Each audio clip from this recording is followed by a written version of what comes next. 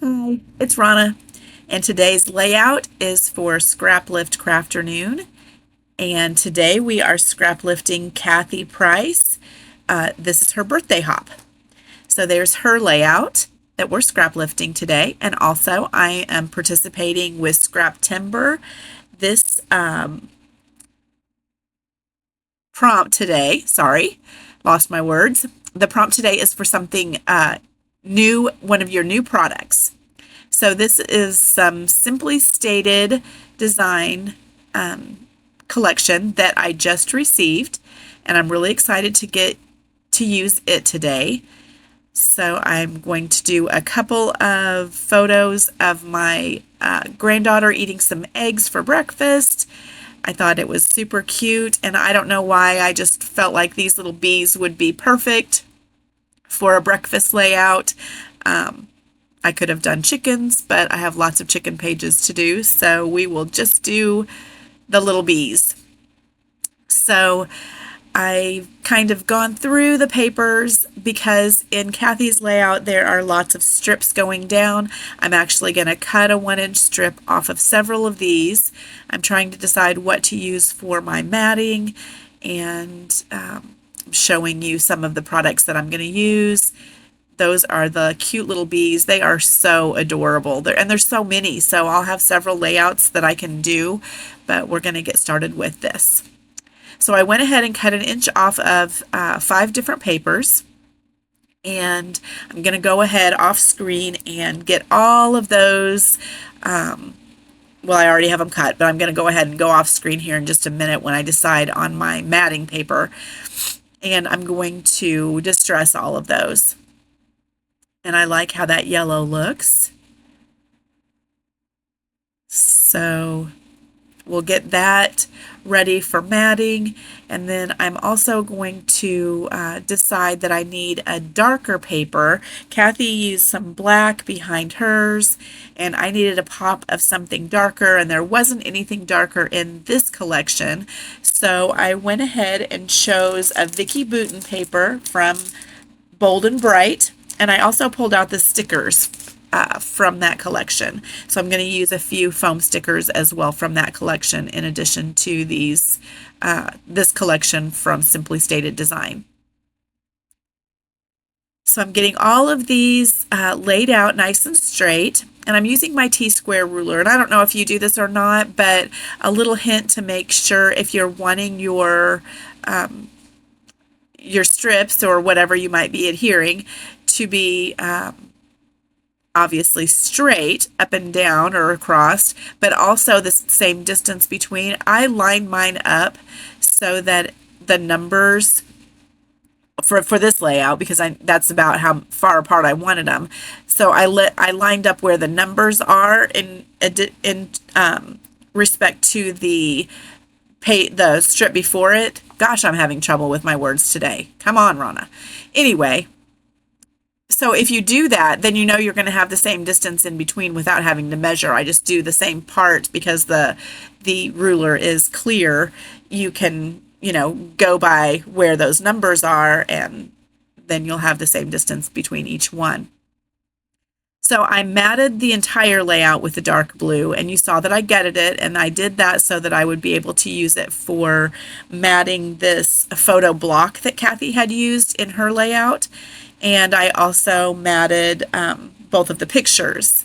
So gutting that made it stretch and able to use on, the back of the layout as well as this photo block. So I like how that looked. So I'm going to go through all of these. I'm going to choose a few flowers, and I end up with 5 bees. I chose 2 big ones and 3 little ones. And they're so cute, so it was hard to decide.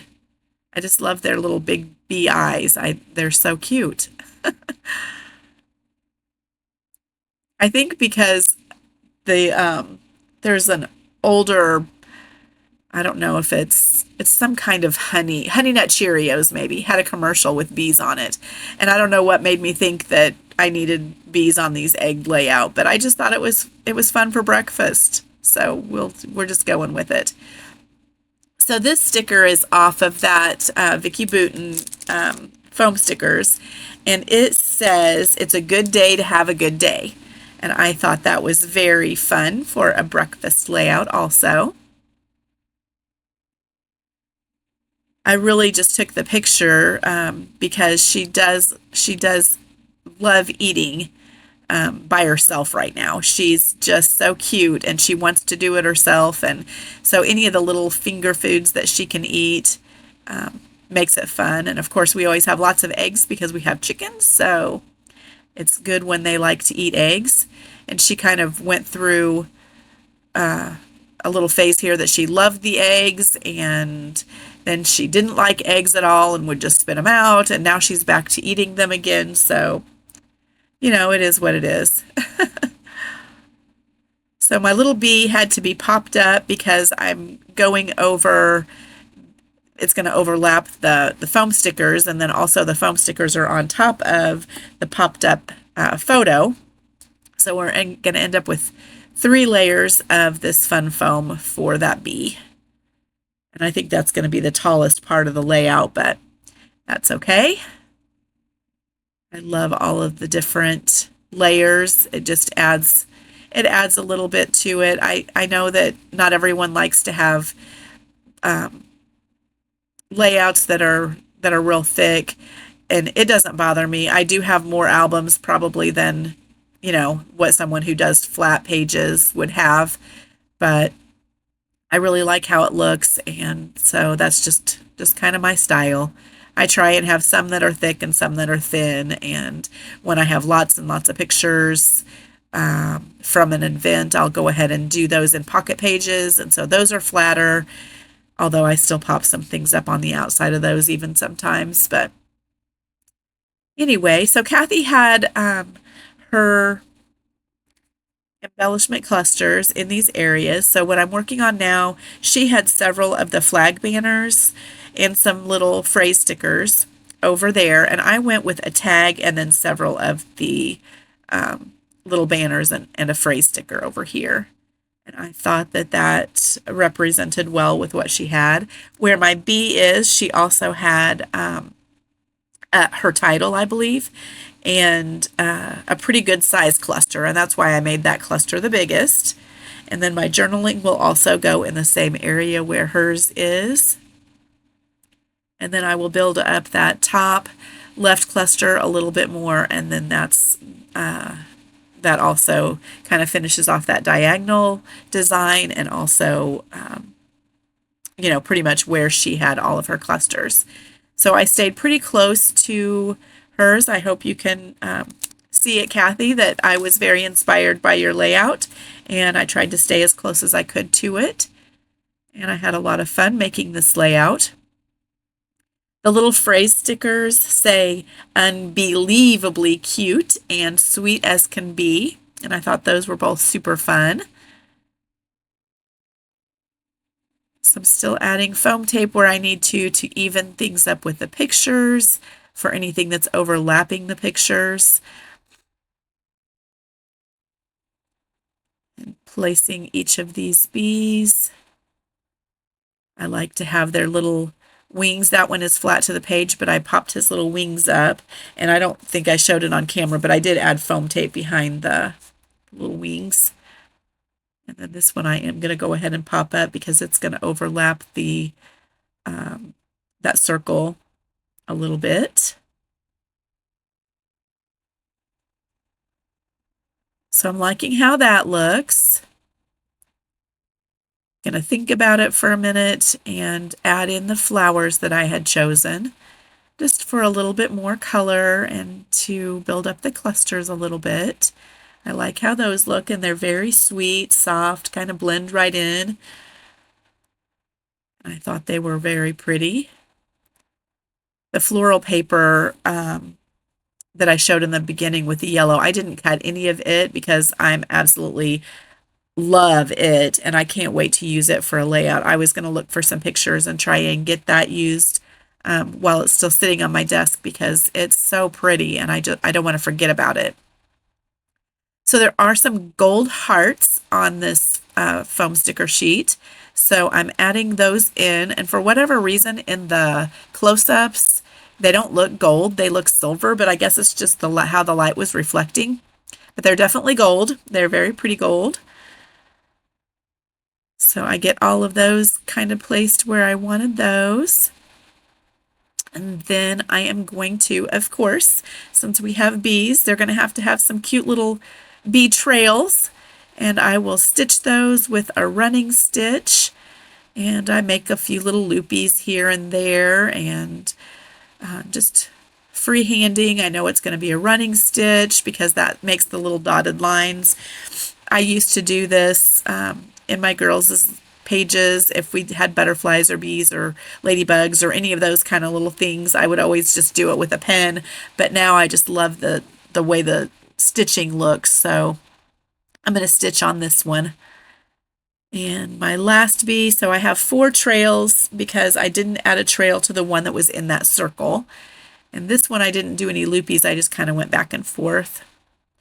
One little tip, if you are doing something like this where your stitching starts with, a definite start place, you want to start it there because if you're doing a running stitch, you never know if you're going to have to add, well, I guess you would know if you counted your holes and you ended up with the right amount, but I only have 4 trails, and 3 out of the 4, I had to add 1 more hole at the end. And if I had started at the other end and then ended with a B, it would have been a lot harder to add another hole and, the rest of the stitch.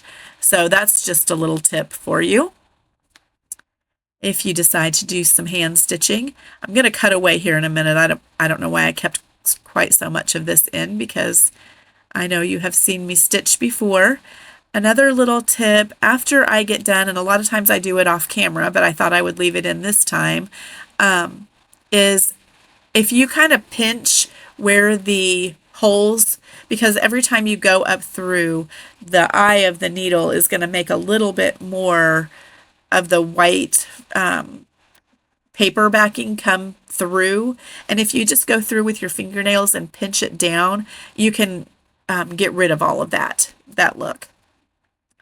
So I went off camera and found these little crocheted hearts. And I was actually watching Michelle, who is Stamp Booker.